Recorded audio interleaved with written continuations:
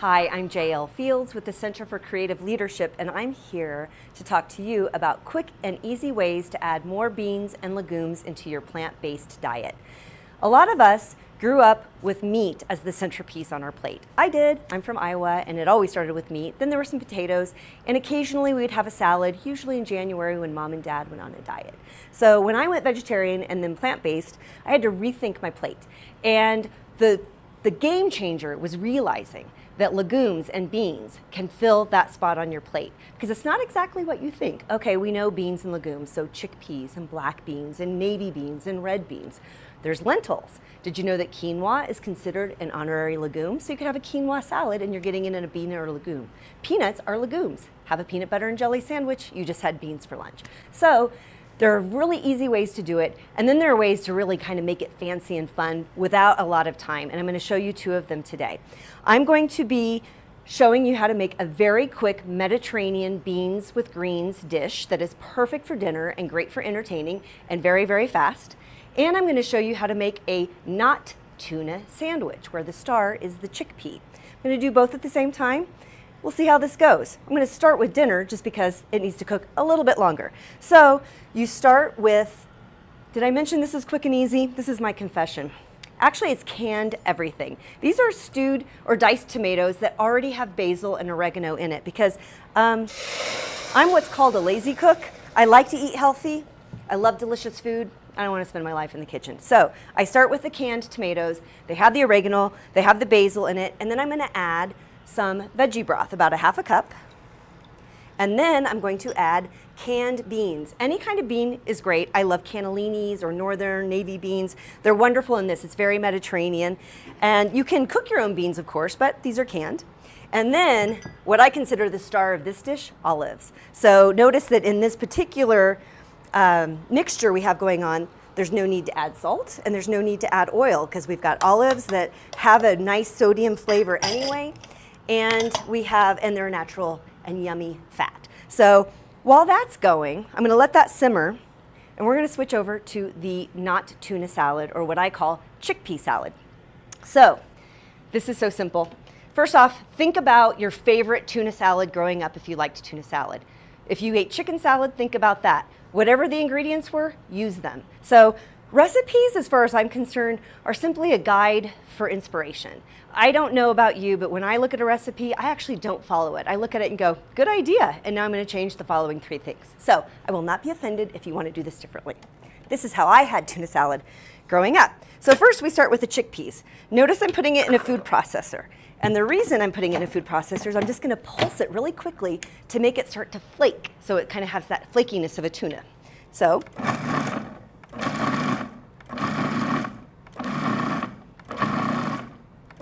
not too much because you don't want it to like liquefy or anything. And look at that. I suddenly have a nice and flaky chickpea. So I'm going to take this and I'm going to put it in this bowl.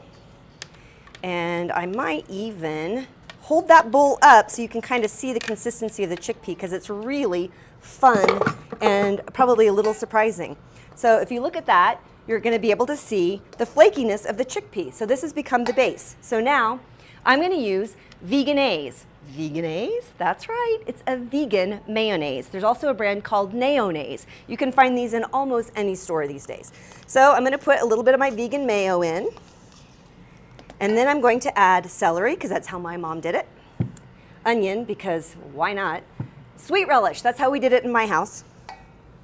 And tomato. Some people look at me like I'm really weird with the tomato, but that's just what I had. And you know, I like to cook with what I grew up with.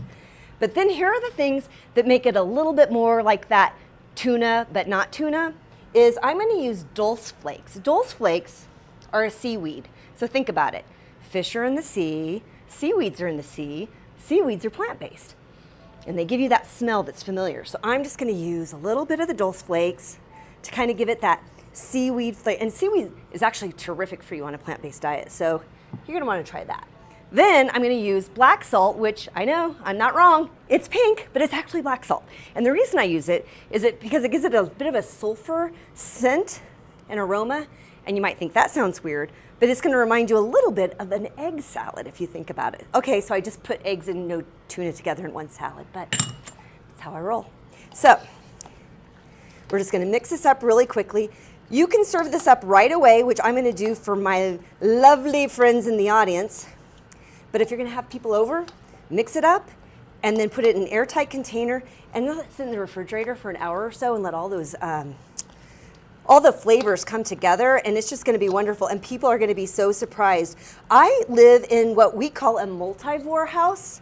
I follow a plant-based diet. My husband does not. And so I always kind of consider it my personal challenge to make something that feels familiar to him. And so he doesn't eat tuna salad anymore because he can eat my no tuna salad. Look at that. Doesn't that look great? Is that okay that I said that about my own food? I think it looks great. I'm excited. I can't wait for you guys to try it. So there we go. We're going to slice that up in a minute. So how I would serve it, let me just show you real quick so we can move on to the beans and greens, is I would just roll this up. It's on a whole wheat tortilla with some lettuce. Lunch is served. Doesn't that look great? So let's move on. Oh yeah, so our beans and our tomatoes and our olives have come to a really nice boil, and that's all you have to do with it. But what I like to do is finish it off. When I'm making beans, I rarely use salt. Well, let me rephrase that. Beans need salt. Before I put salt in, I always use lemon or lime juice first, because sometimes that citrus gives you exactly what you need, and then you'll use less of it. And the citrus is going to come in with these greens. So I'm just putting a little bit of lemon juice in here, and I'm going to let this sit because I'm about to do something really fun. Okay, so I'm going to move this off. Now we're going to do a really, really quick saute on greens. One of my favorite ways to make greens is a super quick saute. There's a little olive oil here. If you don't use olive oil, no problem. Use more veggie broth. Veggie broth is a great way to saute veggies. So I'm going to use just a little bit, and it was probably about a half a teaspoon, maybe a teaspoon. And we're going to get this heated up, and I have chopped up some garlic. If you love garlic, garlic and greens is one of the most amazing things ever. So get this garlic going, and then we are going to do a flash saute of arugula. So if you don't know what flash saute means, it's just a really quick way to saute a green. I like raw greens, like I like to make salads, but then I also like to have them cooked, but I still like that crunch of a salad or a raw green. A flash saute gives you a little bit of both. It wilts the vegetable down just a little bit, but you know you're eating it. Now I'm using arugula. So we're gonna do this very quick flash saute with the greens. Arugula cooks really quickly. You can do this with kale or spinach or whatever your favorite green is, but there's something about the Mediterranean part of this dish that arugula just makes sense. So I put it in my olive oil with my garlic, and then here's what I love to do when I'm sauteing greens. I add more lemon juice, and I don't know if you can see that. I'm gonna move this right here. And so this is gonna be a really, really quick saute, and then I'm gonna use one of my favorite kitchen utensils. Do you guys use tongs in the audience? Tongs are great for everything. This, tossing a salad, pulling a dish out of the oven. So it's great to have on hand because it'll help you do anything. So did you see, well, I wish you could smell it. Oh, garlic and lemon juice and arugula. Oh, it's nothing better than that. And truthfully, we're done. That's how quick it is, because I did mention that I like a quick and easy meal, right? So watch how this is going to plate up for us. Some really quick flash sauteed greens. We're going to spoon on these beans with the tomatoes and the olives. I cannot wait till you guys try this. You're really going to like it.